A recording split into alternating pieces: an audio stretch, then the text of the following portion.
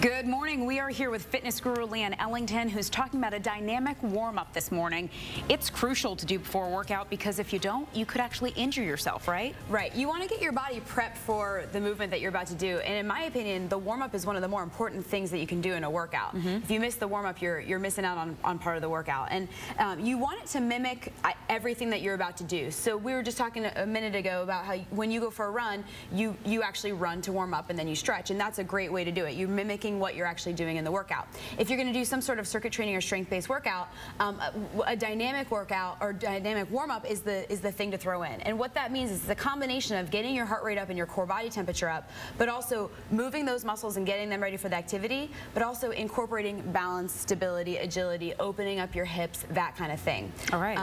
And so I'm just going to walk you guys through a quick dynamic warm-up and just get you moving at home. Break it down. Ready for it? Let's do this. So the first thing we'll start with is just straight up body weight squats. Toes are facing forward, feet are shoulder width apart. Your butt is the first thing that goes back, pressing through your hamstrings and glutes on the way up. So you're coming down so your thighs are parallel, keeping your shoulders back, your chest out. And this is a great functional movement. You know, thinking every day we sit down, we squat down to get into our car.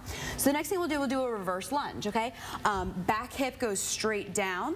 Okay, right angle on your front knee, right angle on your back knee, coming back up, and then alternating to the other side. Okay, so now we're just opening up our hips and adding in a little bit of balance to, you know, incorporate balance. We'll go into a football run now to get our heart rate up. So we're just keeping it low to the ground. This is a great low impact exercise to get our heart rate up. And just, you can go as fast or slow as you need to, okay? And then we'll do some hip opening exercise. So this is a hip and balance. So it's a standing knee hug. You're gonna hug the knee, come up on the toe, switch to the other side. Hug the knee, come up on the toe, switch to the other side. And you what can is this, feel working your calves? We're opening up our hips, warming up our calves, and then balance is a huge one. If you can feel that you're really having to work to not tip over. With all of these, I guess your core is really working. Oh, and you don't technically know it. Yeah. And speaking of core, we're going to warm up our stabilization muscles by coming down onto the ground and doing a quick plank. So in this motion, we're warming up all the stabilization muscles of our body that are going to be used in things like push-ups, planks, squats, lunges, that kind of thing. You can hold this for, basically you want to keep holding it longer and longer every single time you do it. Now what if people at home are watching us and they're saying, wait a minute, that's my normal workout? Right. And you know what? That's probably good. A lot of times in my classes at boot camp, the warm-up is a challenge just as much as the workout. So come up back up on our feet, and we'll just end with a little bit of cardiovascular exercise. Just some jumping jacks. You can make it a little bit of a power jack if you want to take it up a notch, okay, by adding a little bit of power.